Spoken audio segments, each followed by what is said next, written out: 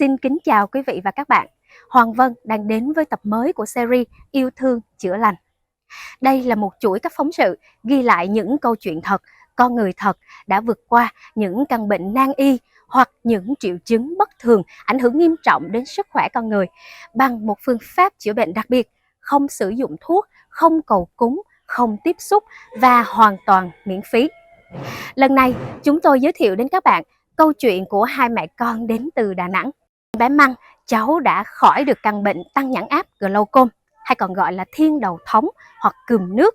Đây là một căn bệnh nan y dễ dẫn đến mù lòa.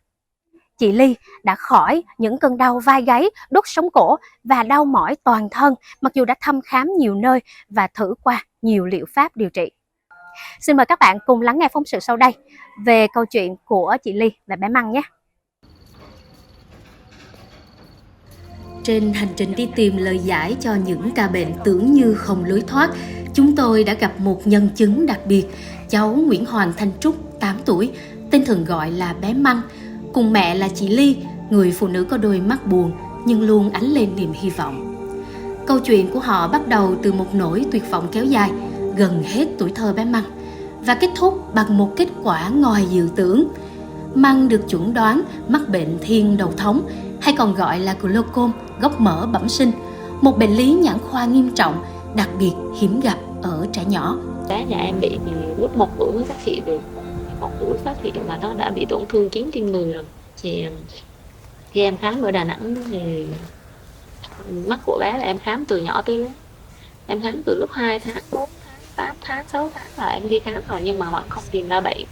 Thì cho tới một ngày vô tình bác sĩ ở bệnh viện Nhi Sáu Tinh Dược phát hiện. Sau đó bị mắt Đà Nẵng biết là nó sẽ lên ca mổ. Thì lên hẹn 3 tháng thì em mới đưa vào Sài Gòn. Thì Sài Gòn mổ là lúc bé 1 tuổi. Tháng 9 năm 2017 là mổ lần đầu, là lúc đó là gây men, mổ gọi là phẫu thuật mở gốc. Xong rồi 1 năm sau, tròn 1 năm sau thì tới tháng 9 năm 2018 lại mổ lại một lần nữa. Là mỗi lần mổ như rứa xong hồi xưa là 2 tháng một lần là em phải bay từ Đà Nẵng vào Sài Gòn. Là 1 năm đi 6 lần. Một lần là chi phí cũng nhiều. Rồi em đi cho tới bây giờ năm 2025 là 8 năm, hơn 8 năm rồi đó. Vì bé bây giờ 9 tuổi thì em đã đi hơn 8 năm rồi. 8 năm. Lúc đó thì biết bây giờ bác sĩ khẳng định là có thể chữa được. Không, bác sĩ không gọi là đi khám, không phải là khám để chữa con mắt đau, mà khám để cho giữ nó không lây qua con mắt bình thường. Thì bác sĩ nói là may mắn là bị đau một mắt thì cái mắt còn lại giữ thì nó sẽ sinh hoạt như bình thường.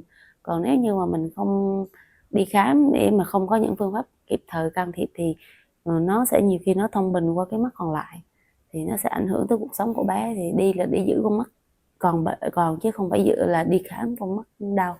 Chứ họ có tư vấn là mình có thể đi nước ngoài chữa được không? Không có tư vấn, nhưng mà bản thân em cũng tìm hiểu.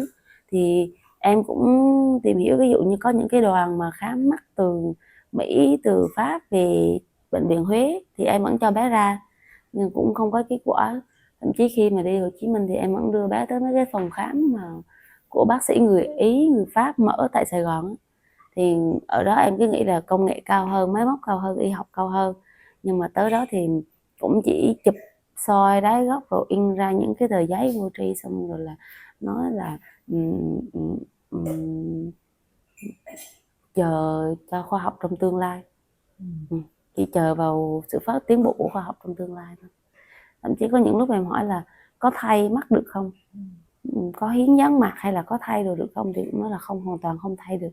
Tại vì cái này nó thuộc về chức năng chứ không phải thuộc về con người để mà có thay được, nên là cũng không có hy vọng. Hồi mà còn nhỏ thì em nghĩ sợ nó vào cấp 1.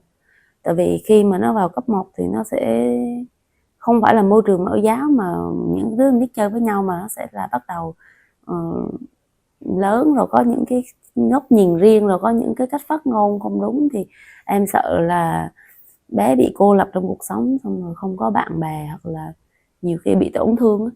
Thì lúc đó em chỉ biết là dắt bé đi thật nhiều nơi, quen thật nhiều bạn, rồi tập cho bé cái tính cách là hoạt bát với lại lạc quan, yêu đời, với lại kiểu mà cái cách mà bé giao tiếp nó mạnh dạn.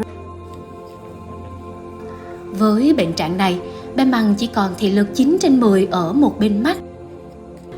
Mỗi ngày, bé phải nhỏ thuốc hơn 10 lần để giữ cho nhãn áp không tăng, nhằm tránh tổn thương vĩnh viễn cho dây thần kinh thị giác.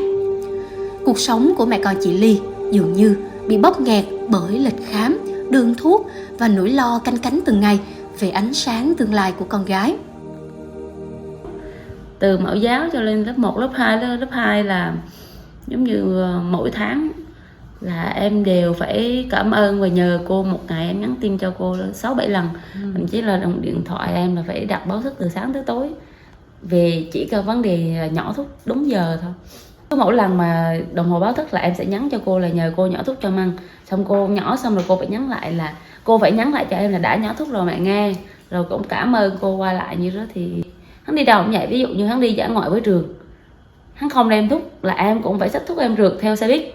Rồi về quê mà quay thuốc ở nhà là 10 giờ đêm ông bà ngoại cũng phải xách thuốc chạy ra. Trước đây bé cũng kiểu bỏ thuốc một vài ngày bé quen, thì về mặt vật chất là nó thể hiện ra ngoài là cái tròng của nó giãn to ra và đỏ mắt lên, thì nhìn bằng mắt thường cũng có thể nhận biết được. Sáng hôm đó mẹ kêu là đưa thuốc cho con đi học rồi chưa uống, và con tìm hoài mà con không nghe, con tìm hoài không thấy. Cái xong chiều con hỏi là mẹ là thuốc ở đâu, cái mẹ kêu là không nhận thuốc đúng không, rồi quỳ xuống đây xin lỗi ba hộp thuốc cay cho mẹ. Cái xong ngồi xin lỗi miết tới 3 tiếng. Dù ngồi 3 tiếng đồng hồ để xin lỗi hộp thuốc à? Ngồi 3 tiếng đồng hồ xin lỗi hộp thuốc à? Đúng không? Dạ. Cái danh sách báo thức của em hẳn dài cây số đó. Tức là giờ nhỏ thuốc đó là Dạ. mấy Giờ vừa giờ nhỏ thuốc, vừa giờ nhắc hẹn nhắc đồ này kia là từ sáng tới tối đó.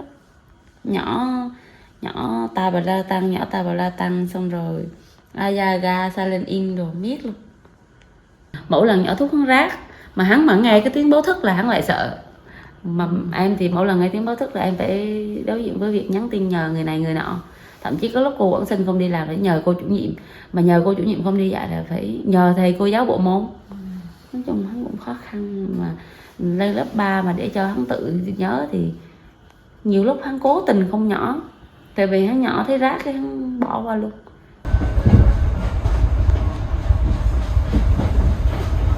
Đến một ngày, cách đây 4 tháng, mẹ con chị Ly quyết định đặt niềm tin vào một hướng đi khác, không thuốc men, không cúng kính, mà là một phương pháp chữa lành bằng tình yêu thương được dẫn dắt bởi một người thầy.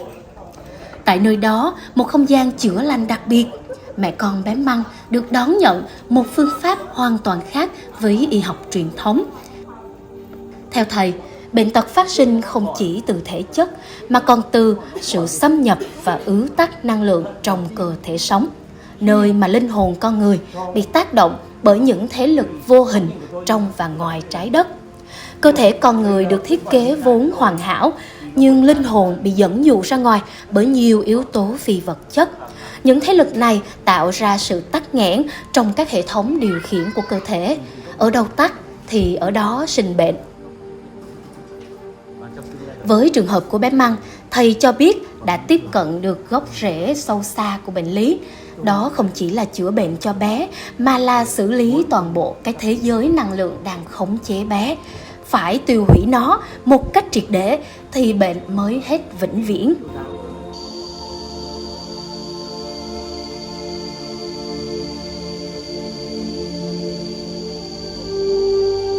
Con em bị một cái bệnh mà không có phương pháp chữa, và nó ảnh hưởng trực tiếp trên hình hài của bé, xong rồi đau đớn, ảnh hưởng tới cuộc đời của bé. Em cảm thấy rất là không cam lòng. Một mình em mang con đi, gọi là em mang con đi Sài Gòn một năm, có lúc mà 4 lần, 6 lần, có lúc 8 lần. Và không chỉ là phụ thuộc vào bệnh viện mắt Viện Nhi Phủ Sài Gòn, mà là những cái phương pháp chữa bệnh Đông y, Tây y, chỉ cần có người hướng dẫn là em sẽ làm. gọi là, bỏ tất cả thời gian công sức, thậm chí là nếu có thể tiền bác, thậm chí em có bác sĩ là có thể thay được cái giáp mặt hay là mắt cho bé thì em vẫn có thể hiến thay.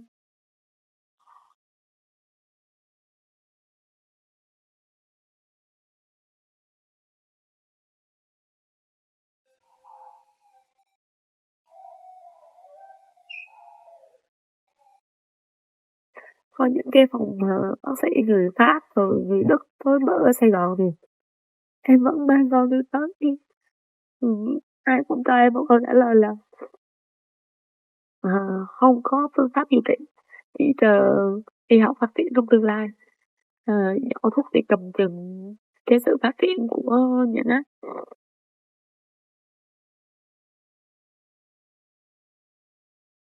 Cái căn bệnh này nó ảnh hưởng nặng lắm, nó đau đớn từ bên trong hốc mắt tới hệ thần kinh và nó ảnh hưởng trực tiếp đến cái vấn đề nhận thức của bé, thì em không mong con em sẽ sống đau đớn như vậy.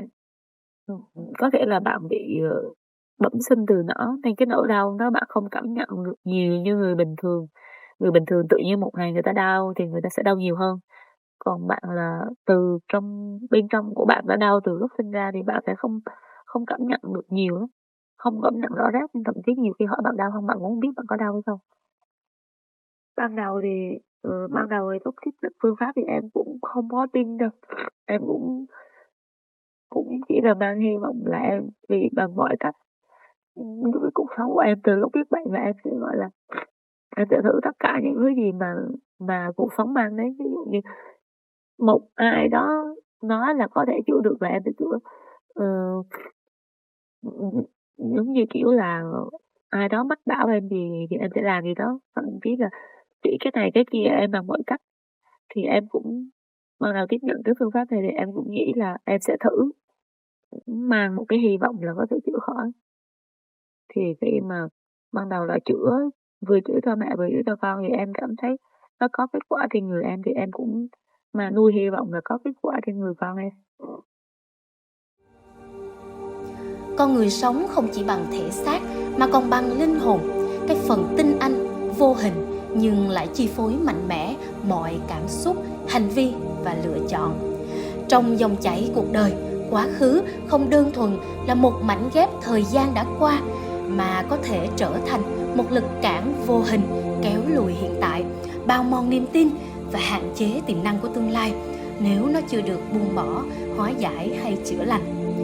Từ góc nhìn tâm linh, quá khứ không chết đi, nó sống trong chúng ta dưới dạng năng lượng, nghiệp lực, ký ức, oan kết hoặc những lời thề nguyền chưa tan. Nếu không nhận diện, chuyển hóa hoặc giải trừ, gánh nặng quá khứ ấy sẽ như một sợi dây trói, càng vùng vẫy, càng siết chặt, khiến ta không thể tiến về phía trước một cách trọn vẹn. Tâm linh không dạy ta xóa bỏ quá khứ, mà dạy ta chuyển hóa quá khứ thành ánh sáng, như cách mà bóng tối luôn tan đi khi ánh nến được thắp lên.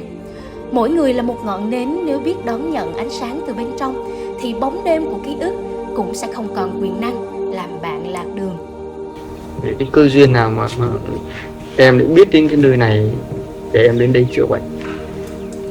Cơ duyên cũng may là thì em được gặp chị Thu. Chị Thu có chữa, chị Thu nói là chị Thu chữa cơ được cái rất sau đó thì chị Thu chữa là bé có khả năng phục hồi, em ra đây để chữa tận gốc.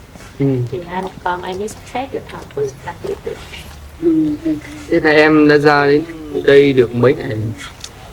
Ngày hôm nay em nó thành đến thứ tư. Thế thì bây giờ với cái sau khi mà được ở đây và được chữa, được thầy ở đây chữa rồi, thì em thấy mắt của con em bây giờ thế? Dạ, mắt của con em bỏ 2 tuần nay không hết rồi, ra đây thì không đi kính nữa. Thì em đều dòm vô thử xem có tiến triển gì, có bình thường không, có triệu chứng như hồi là sẽ tăng nảy đỏ không. Anh hỏi thì cũng may lắm. Đấy, nói chung về bình thường hẳn thì nó sẽ không nhanh được như vậy, mà nó đỡ khoảng cách hơn. Thứ hai là cũng đang tập, em cũng tập cho bé kéo về vị trí đó. Em hỏi thì bạn nói là không đau, gì Nếu gì vậy? cũng dần dần đỡ hơn chứ cũng không phải đau như hồi xưa. Hồi xưa mỗi lần mà em bỏ kính là đá dãy đành đạch lên, nó là không thấy đường. Thì 4 ngày nay cháu không có đòi kính. Thế có nghĩa là đến bây giờ là mình không phải dùng thuốc được 2 tuần Dạ. và không phải dùng kính được 4 ngày rồi đúng không? Dạ. Mà mình thấy là các cái biểu hiện ở bệnh của mắt của mình ấy thì vẫn thấy là không phải lệ thuộc vào những cái mà nó đang tốt lên dần đúng không? Dạ. Thế còn cái bệnh của em thì thế nào? Em thì mấy năm nay thì em bị đau nhức xương khớp. Em đau bút từ trên đầu xuống tay gáy, xuống sống lưng, đến cực là chân tay em là bị tê bì, bị mất cảm giác. Thì có những lúc là không ngồi dậy đi làm được. Nên là bây giờ thì đến đây thì tiện chữa bệnh cho con thì thầy chữa luôn cho cả mẹ, tốt quá. Thế thì bây giờ cái bệnh của em thì thế nào? Dạ, của em thì mấy ngày em cảm thấy nhẹ nhàng, cứ ăn uống ngủ nghỉ tốt, xong rồi là cũng không thấy đau nhiều như mấy lần là mỗi lần em đau là em phải đi bấm huyệt trị liệu. Thì em bấm về là người mình mãi bầm tím hết, xong rồi là 1-2 ngày sau thì nó lại đau nhức, xong qua đó thì đỡ được 2-3 ngày thì nó lại đau lại. Thì mấy tháng nay là gặp chị Thu với ở đây thì em không có phải đi trị liệu. Chỉ sau vài tuần từ buổi chữa lành đặc biệt ấy, bé Măng không còn phải dùng thuốc nhỏ mắt, không còn đeo kính. Khi đi tái khám tại 2 bệnh viện lớn ở thành phố Hồ Chí Minh và Đà Nẵng, kết quả kiểm tra nhãn áp không tăng, nhãn áp nằm trong biên độ cho phép. Từ lúc mà thầy chữa xong tới bây giờ là nó tầm cỡ 4 tháng là bỏ thuốc với lại không dùng kính. Là bé vẫn học, vẫn làm bài, vẫn thi hoàn thành kết quả tốt. Vừa rồi thì em cũng cho bé đi kiểm tra lại ở bệnh viện mắt, một lần ở bệnh viện mắt thành phố Hồ Chí Minh và một lần ở bệnh viện mắt Đà Nẵng. Cả 2 lần thì kết quả đều nằm ở trong biên độ an toàn, nó không có tăng. Như trước đây mà bé chỉ cần bỏ thuốc 1 tuần thì nó đã tăng, với lại nó đã có biểu hiện ra bên ngoài là cái nhãn áp nó sẽ giãn to ra. Thì sau gần 4 tháng bỏ kính, bỏ thuốc hoàn toàn thì mắt của bé vẫn ổn. Ở trong về mặt y học thì những cái chỉ số mà ở bệnh viện cung cấp nó vẫn nằm trong biên độ an toàn. Còn về mặt nhìn thì em cũng hỏi cô giáo hoặc là những cái người xung quanh bé thì mọi người cũng đều ghi nhận là cảm thấy nó đỡ hơn, nó về cái phần hình ảnh á, là bé đỡ bị lệch, bị lé hơn và cái mắt của nó gần như là gần bằng luôn. Ngày nào em cũng hỏi là có sao không, có đau không, có khó nhìn không, hoặc là có cảm thấy gì không, thì bé nói là vẫn tốt. Với lại bé cũng nói là không có đau hoặc là nhìn dễ hơn. Thì ngày nào em cũng hỏi, không đợi bé nói. Không dừng lại ở đó, một điều bất ngờ khác cũng xuất hiện. Chị Liên, mẹ bé Măng, người vốn chịu đựng các cơn đau vai gáy, nhức mỏi xương khớp kinh niên suốt nhiều năm, từng thử qua đủ loại trị liệu, châm cứu, bấm huyệt, vật lý trị liệu, nhưng đều không dứt thì cũng hoàn toàn khỏi sau khi cùng con tiếp nhận phương pháp chữa lành này. Cả hai mẹ con như được tái sinh về cả thể chất lẫn tinh thần. Điều đáng nói trong toàn bộ quá trình chữa lành này không hề có yếu tố mê tín, cúng bái hay thần thánh hóa. Người thầy ấy không nhận mình là phép màu mà chỉ đơn giản khẳng định kết quả thực tế là điều không thể phủ nhận. Không cần ai tin, chỉ cần người bệnh khỏi. Đó là câu trả lời hùng hồn nhất. Từ lúc đó giờ em cảm thấy người em nó nhẹ nhõm hơn. Cái mảng mây mù nó cũng xua bớt và không còn những cái suy nghĩ tiêu cực nữa. Thậm chí là em tự chủ động lựa chọn những cái tích cực để mà em nhìn nhận một vấn đề, và cái cuộc sống cũng như công việc của em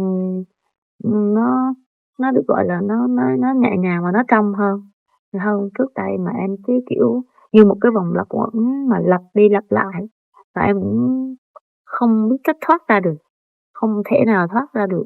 Thì phương pháp chữa bệnh ở đây thì không có dùng thuốc hay là kính, còn chi phí thì thầy hoàn toàn miễn phí hai mẹ con. Thầy dặn dò thì từ nay về sau phải nghiêm túc sống tốt hơn, với lại là chữa được bệnh cho con hay không là phải phụ thuộc vào cha và mẹ, và vào bản thân cái người đó, chứ không thể nào mà phụ thuộc theo ai hết. Thầy nghĩ rằng là phải sống tốt với lại tích cực, làm việc thiện, phải làm những điều tốt, phải mở rộng tình yêu thương và không được có những cái suy nghĩ xấu để những cái tác nhân đó có cơ hội và đi vào được. Thì lúc mà thầy chữa thì thầy nói là có nhìn thấy một số tác nhân trong hốc mắt của bé, hoặc là trong cơ thể của bé, hoặc là những cái duyên nợ từ đời này, những cái đời trước áp lên bé. Thì theo những cái gì quan sát và biết được của gia đình, của bản thân của con em, thì em cảm thấy nó thực sự có tồn tại. Xong rồi là em chỉ có thể quan sát bằng mắt thường và cảm nhận cũng như sự hiểu biết của mình, thì em thấy tinh thần của bé, cách ứng xử, đi đứng, ăn nói, và những cái mà cái suy nghĩ của bé nó cũng trở nên khác hẳn so với trước khi mà chưa chữa. Và cái việc mà hai mẹ con giao tiếp với nhau nó cũng dễ dàng hơn. Em cảm thấy rất là hạnh phúc. Hạnh phúc thì mình tìm được một đúng nơi, đúng thầy, đúng cái phương pháp chữa bệnh và có thể giúp được con mình sống tốt hơn. Thì bất ngờ cũng có bất ngờ, nhưng mà em cảm thấy hạnh phúc nhiều hơn và biết ơn, mà như kiểu là em gọi là không nghĩ một ngày là hai mẹ con em sẽ được như vậy. Em cứ nghĩ là cứ như trong cái vòng lẩn quẩn đó không thoát ra được, thì tới một ngày cuối cùng thì mình cũng tìm thấy ánh sáng.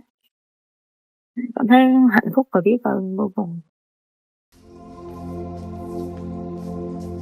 Nhìn vào kết quả rõ ràng và được kiểm chứng y khoa, chúng tôi, những người thực hiện phóng sự, không khỏi trăn trở liệu có một hệ thống tri thức chữa lành sâu sắc hơn, vượt qua giới hạn của y học hiện đại mà con người vẫn chưa thể tiếp cận hết. Phải chăng trong thế giới còn nhiều ẩn số này, việc điều trị bệnh cần được nhìn dưới những lăng kính đa chiều hơn, nơi tâm linh, năng lượng và tinh thần giữ vai trò cốt lõi. Câu chuyện của bé Măng không chỉ là một trường hợp chữa lành thành công, mà còn là lời nhắc nhở rằng đôi khi điều kỳ diệu không nằm ở nơi chúng ta cố công tìm kiếm, mà ở sự tỉnh thức và kết nối sâu xa giữa con người với chính bản thể tinh thần của mình. Một khi chúng ta hiểu rằng chữa bệnh không chỉ là cắt ngọn triệu chứng, mà là chạm gốc linh hồn, thì hành trình hồi phục sẽ mở ra những lối đi chưa từng có. Trong xã hội hiện đại, chúng ta có xu hướng phụ thuộc quá mức vào công nghệ, thuốc men và phác đồ điều trị, mà đôi khi quên mất cơ thể con người là một hệ thống hoàn chỉnh, có khả năng tự phục hồi khi được giải phóng khỏi những chướng ngại vô hình. Mong rằng phương pháp này mở ra cánh cửa đối thoại giữa khoa học và tâm linh, giữa điều trị và chữa lành. Và điều kỳ diệu nhất đôi khi lại đến từ niềm tin, từ sự buông bỏ sợ hãi để tiếp nhận một phương pháp tưởng chừng đơn giản mà sâu sắc đến lạ kỳ. Các bạn thân mến, chúng ta vừa lắng nghe phóng sự của hai mẹ con, chị Ly và bé Măng đến từ Đà Nẵng, cũng như thật là ấn tượng với câu chuyện chữa lành kỳ diệu của hai mẹ con. Có thể nhận thấy rằng những gánh nặng quá khứ đang trì kéo đời sống hiện tại và tương lai của người bệnh, nếu không được thầy tháo gỡ, giải tỏa, và đặc biệt là sự ý thức và tự chuyển hóa của bệnh nhân, bằng cách chấp nhận sự tồn tại của thế giới phi vật chất dưới góc nhìn của nền tảng đạo đức và trí tuệ, chúng ta cần phải thực hành thay đổi bằng những hành động cụ thể, thiết thực ngay từ bây giờ để chuyển tâm khỏi bệnh. Mặc dù chưa phải là đại trà, nhưng những gì đạt được tức thì đối với bệnh nhân đã mở ra cho chúng ta nhiều câu hỏi về phương pháp điều trị bệnh tận gốc, không sử dụng thuốc, không cầu cúng, không tiếp xúc và hoàn toàn miễn phí. Bạn có suy nghĩ gì về trường hợp được chữa lành trong video lần này? Chúng tôi hầu mong các nhà khoa học, y học, nhân chủng học sẽ có nhận định và nghiên cứu để giúp cho con người tìm được phương pháp phục hồi mới trong tương lai. Xin mời các bạn cùng tham gia bình luận ở bên dưới video này. Nếu thấy hữu ích, hãy chia sẻ nó đến nhiều người hơn. Và bạn cũng đừng quên nhấn nút theo dõi kênh Bông Sen Yêu Thương để không bỏ lỡ khi các series của chúng tôi có tập mới nhé. Mọi thông tin liên hệ hãy gửi đến cho ban biên tập thông qua địa chỉ thư điện tử bongsenilthương@gmail.com. Xin cảm ơn các bạn đã quan tâm và theo dõi. Xin kính chào tạm biệt và hẹn gặp lại trong các tập tiếp theo.